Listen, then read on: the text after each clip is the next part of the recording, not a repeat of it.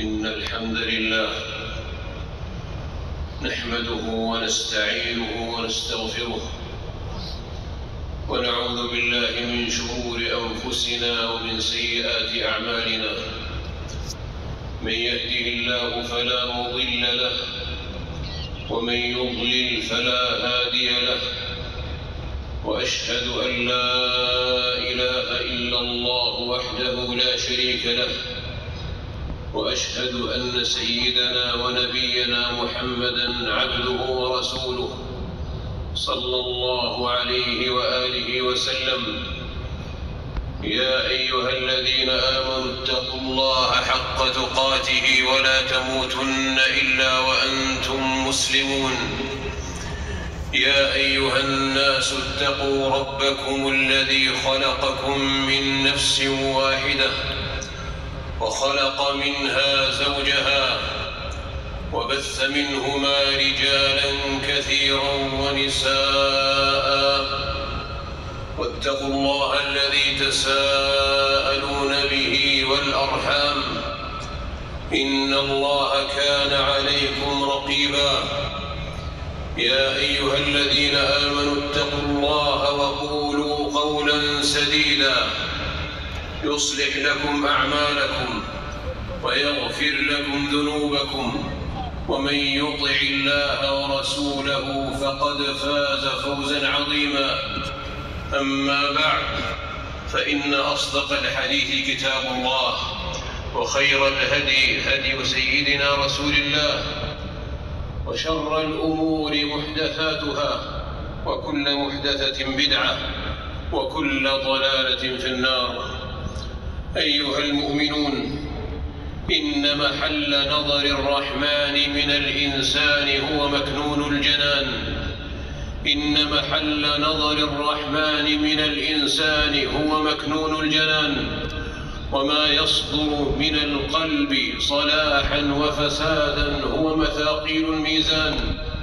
فأما من ثقلت موازينه فهو في عيشة راضية، وأما من خفت موازينه فأمه هاوية. وما أدراك ما هي؟ نار حامية. وإنما تزلف الجنان لكل تقي أواب لربه التواب، رجاع حفيظ لحدود الله ما استطاع. وأزلفت الجنة للمتقين غير بعيد. هذا ما توعدون لكل أواب حفيظ، من خشي الرحمن بالغيب وجاء بقلب منيب. ادخلوها بسلام، ذلك يوم الخلود، لهم ما يشاءون فيها ولدينا مزيد. فذاك المبشر برؤية وجه الله الكريم. وإنما البشارة لمن وعى النذار باتباع الذكر وخشية البر. إنما تنذر من اتبع الذكر وخشي الرحمن بالغيب، فبشره بمغفرة وأجر كريم. ومن راقب العزيز العليم لقي الكريم بدعوة الخليل إبراهيم. لقي الكريم بدعوة الخليل إبراهيم عليه السلام إذ قال: ولا تخزني يوم يبعثون يوم لا ينفع مال ولا بنون إلا من أتى الله بقلب سليم. قلب سليم سلم صاحبه من قدر الشهوات وسخم الشبهات. سلم صاحبه من قدر الشهوات وسخم الشبهات، وأحاط قلبه بحمى ربه. إذ قال رسول الله كما قال رسول الله صلى الله عليه وسلم: إن الحلال بين والحرام بين، وبينهما مشتبهات لا يعلمهن كثير من الناس، فمن اتقى الشبهات استبرأ لدينه وعرضه، ومن وقع في الشبهات وقع في الحرام. كالراعي يرعى حول الحمى يوشك أن يرتع فيه. ألا وإن لكل ملك حمى، ألا وإن حمى الله محارمه.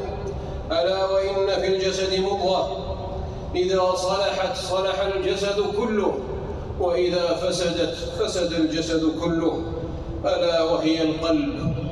فرحم الله عبدا وبخ نفسه، ثم لامها فذمها، ثم خطمها فألزمها كتاب الله، فكان له قائدا وجلى صدى قلبه بتلاوة القرآن، وألانه بتفقد الأيتام وإطعام المساكين، وأناره بدوام ذكر الله عز وجل. ومن كان ذاكرا كان مذكورا، ومن كان مذكورا كان عند أهل السماء مألوفا وبالوصال معروفا. قال الله عز وجل: فاذكروني أذكركم واشكروا لي ولا تكفرون. أيها المؤمنون، ما من عبد إلا وله عينان في وجهه يبصر بهما أمر الدنيا، وعينان في قلبه يبصر بهما أمر الآخرة. فإذا أراد الله بعبده خيرا فتح عينيه اللتين في قلبه فأبصر بهما وعد الله بالغيب، فأمن الغيب بالغيب. وإذا أراد به غير ذلك تركه على ما فيه. قال الله عز وجل: أفلا يتدبرون القرآن أم على قلوب أقفالها؟ وهل أقفالها إلا من إغفالها وخلوها من وازع إقبالها على ربها؟ فأنى لقلوب شغلت بحب الدنيا عن الله عز وجل أن تجول في الملكوت ثم ترجع إلى أصحابها برائق الفوائد وفائق العوائد. وكيف لقلب أن يخلو من حب الدنيا والعين إلى زينة أهلها ناظرة والأذن إلى زخرف أقوالهم صاغية؟ فكان عاطلا من الحكمة التي لا تنقش إلا بمداد النور على بياض القلب. وإن القلب إذا عطل من الحكمة غلب عليه الجهل حتى يميته، فيرعى صاحبه كالنعم، ينام ملء عينه ويأكل ملء بطنه ويضحك ملء شدقيه، في النهار ساعي وفي الليل لاهي. ولقد ذرأنا لجهنم كثيرا من الجن والإنس، لهم قلوب لا يفقهون بها، ولهم أعين لا يبصرون بها، ولهم آذان لا يسمعون بها. أولئك كالأنعام بل هم أضل، أولئك هم الغافلون. والغافلون هم الكاذبون الذين لا يصدق لهم قول ولا فعل ولا توجه إلى الله عز وجل.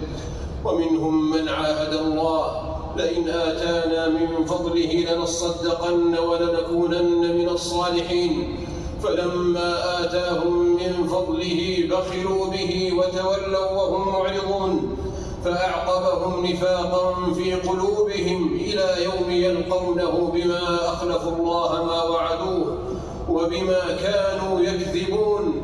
ألم يعلموا أن الله يعلم سرهم ونجواهم وأن الله علام الغيوب؟ أورثهم الكذب الختم على منافذ الخير، ختم الله على قلوبهم وعلى سمعهم وعلى أبصارهم غشاوة، ولهم عذاب عظيم. ومن الناس من يقول آمنا بالله وباليوم الآخر وما هم بمؤمنين، يخادعون الله والذين آمنوا وما يخدعون إلا أنفسهم وما يشعرون، في قلوبهم مرض فزادهم الله مرضا ولهم عذاب أليم بما كانوا يكذبون. وأنى لقلب مختوم أن يبصر، فإنها لا تعمى الأبصار وإنما تعمى القلوب التي في الصدور. ومن سيقت له أسباب الهداية وآياتها فلم يعقل جوزي بقسوة القلب. ويريكم آياته لعلكم تعقلون. ثم قست قلوبكم من بعد ذلك فهي كالحجارة أو أشد قسوة.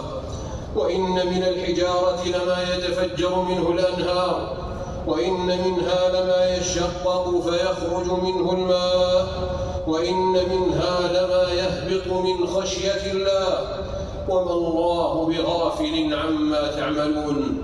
بارك الله لي ولكم في القرآن العظيم، ونفعني وإياكم بما فيه من الآيات والذكر الحكيم. أقول قولي هذا وأستغفر الله العظيم لي ولكم فاستغفروه، إنه هو الغفور الرحيم.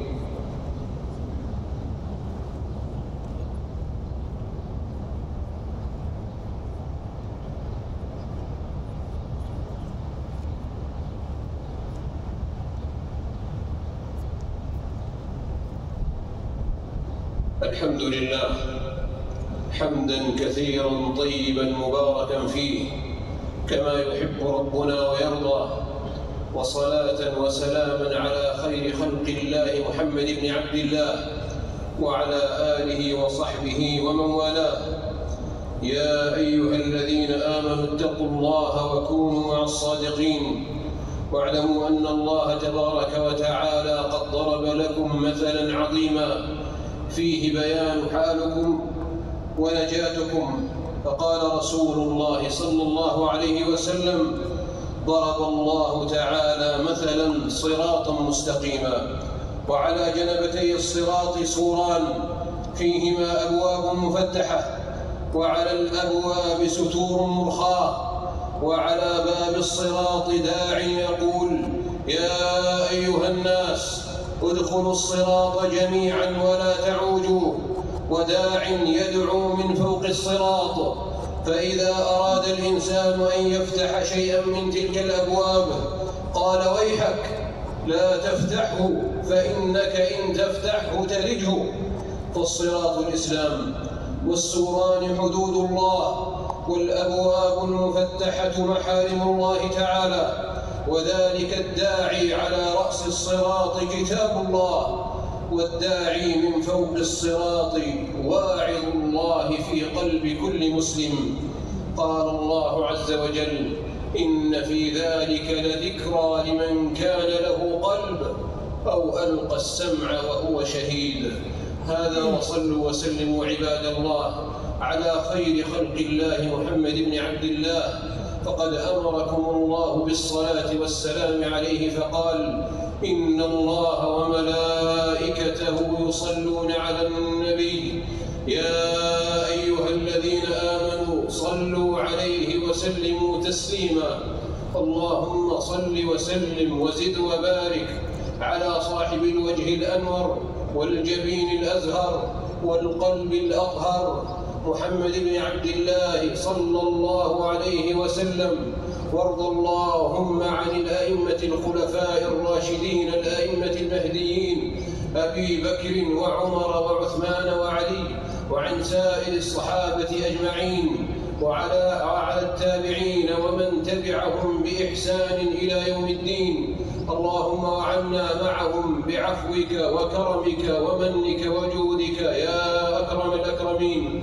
اللهم أعز الإسلام والمسلمين، اللهم أعز الإسلام والمسلمين، اللهم أعز الإسلام والمسلمين، وأذل الشرك والمشركين، وأذل الشرك والمشركين، وأذل الشرك والمشركين، وعليك بأعداء الملة أعداء الدين، واجعل هذا البلد آمنا مطمئنا سخاء رخاء، وسائر بلاد المسلمين. اللهم آمنا في أوطاننا، وأصلح أئمتنا وولاة أمورنا، واجعل ولاية المسلمين في من خافك واتقاك واتبع رضاك يا رب العالمين. اللهم وفق إمامنا لهداك، واجعل عمله في رضاك، وهيئ له البطانة الصالحة الناصحة التي تدله على الخير وتعينه عليه. اللهم وولي عهده وإخوانهم وأعوانهم على الخير يا رب العالمين. اللهم اغفر لنا ذنوبنا وإسرافنا في أمرنا، وثبت أقدامنا، وانصرنا على القوم الكافرين. اللهم اغفر لنا ما قدمنا وما أخرنا، وما أسررنا وما أعلنا، وما أنت أعلم به منا. أنت المقدم وأنت المؤخر، وأنت على كل شيء قدير. لا إله إلا أنت سبحانك إنا كنا من الظالمين، فاغفر لنا وارحمنا برحمتك يا أرحم الراحمين. ربنا لا تزغ قلوبنا بعد إذ هديتنا، ربنا لا تزغ قلوبنا بعد إذ هديتنا، وهب لنا من لدنك رحمة إنك أنت الوهاب. اللهم طهر قلوبنا وأعمالنا، اللهم طهر قلوبنا وأعمالنا، اللهم طهر قلوبنا وأعمالنا. اللهم وفقنا لهداك واجعل عملنا في رضاك. اللهم ربنا آتنا في الدنيا حسنة وفي الآخرة حسنة وقنا عذاب النار. ربنا لا تؤاخذنا إن نسينا وأخطأنا، ربنا ولا تحمل علينا إصرا كما حملته على الذين من قبلنا، ربنا ولا تحملنا ما لا طاقة لنا به، واعف عنا واغفر لنا وارحمنا، أنت مولانا فانصرنا على القوم الكافرين. عباد الله، إن الله يأمر بالعدل والإحسان وإيتاء ذي القربى وينهى عن الفحشاء والمنكر والبغي، يعظكم لعلكم تذكرون. فاذكروا الله العظيم يذكركم واشكروه على نعمه يزدكم، ولذكر الله أكبر والله يعلم ما تصنعون.